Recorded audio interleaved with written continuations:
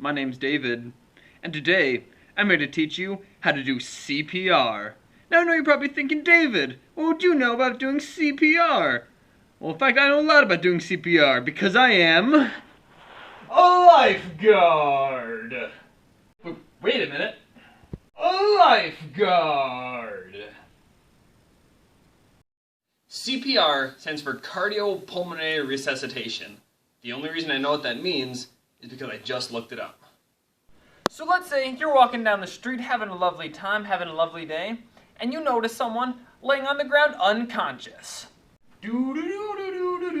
Oh wow! Someone is unconscious on the ground!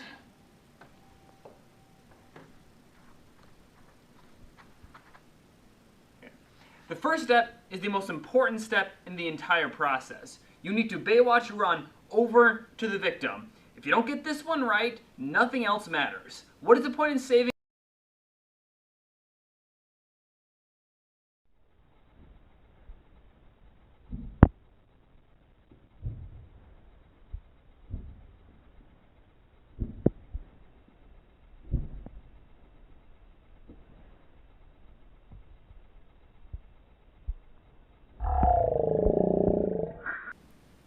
The next step is to make sure that your scene is safe.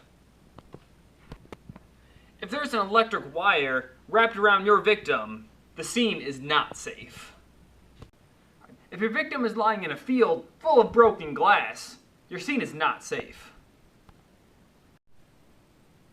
If there's a Trump supporter and anyone who drives a Prius in the same room as him, your scene is not safe. If your victim is an alien from the movie Alien, your scene is not safe. If your victim is a predator from the movie Predator, your scene is not safe. If your victim is in the same room as a horny lioness, your scene is not safe. If your victim is an Ohio State fan, let him die. If you determine that your scene is not safe, well, you're in quite a pickle. So if you determine that your scene is safe, the first thing you want to do is check the body for consciousness. Hey, are you conscious? If your victim is unconscious, tell someone to call 911. Hey, you, call 911. Damn it, man, I said call 911. After 911 has been called and you're sure the medics are on the way, check the victim for any breathing or pulse. Put your hand on his neck, put your ear over his mouth and look down the body and see if the chest rises. Do this for no longer than 10 seconds. If the victim has a pulse and is breathing, he's okay. So monitor his breathing and his pulse until 911 arrives. If the victim has a pulse but is not breathing, you assume the victim is choking. Open the airway and check in their throat to see if you can find any food that might be lodged in there. As you do your 2 rescue breaths, watch the victim's chest to see if it rises. If the victim's chest does not rise, readjust the head and try 2 more rescue breaths.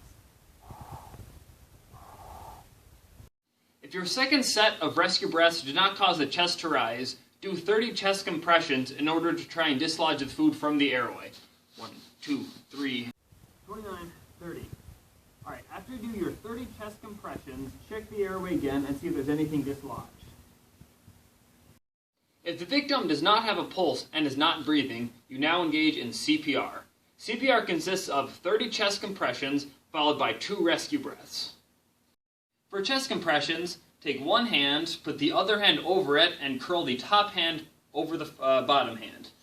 Put your hand over the middle of the sternum and push down with the weight of your body. Do not use your weight, do not use your arms, do not use your shoulders. Push with the weight of your body, push down about 2.5 inches at a rate of 100 compressions per minute, or roughly to the tune of staying alive. When doing chest compressions, count out loud how many chest compressions you have done. This will help you keep track of how many you've done so you don't lose count. After you're done with your chest compressions, do 2 rescue breaths into the victim. When doing your rescue breaths, make sure you get your mouth all the way over theirs so no air escapes and all of the air will go into their chest. Continue the pattern of 30 chest compressions and 2 rescue breaths 5 times in a row. This should take you about 2 minutes. After you're done with your 5th time, recheck for pulse and breathing. Do this for no longer than 10 seconds. If they still do not have a pulse and are not breathing, continue your cycle 5 more times. Do 30 more chest compressions, 2 rescue breaths 5 more times. Continue this until you are too tired to continue, the victim regains consciousness, or rescue personnel arrive on the scene. Well, that's all there is to know about how to do CPR. I hope you enjoyed learning about this as much as I enjoyed seductively teaching you about this. Next time you come across an unconscious body, you'll know exactly what to do.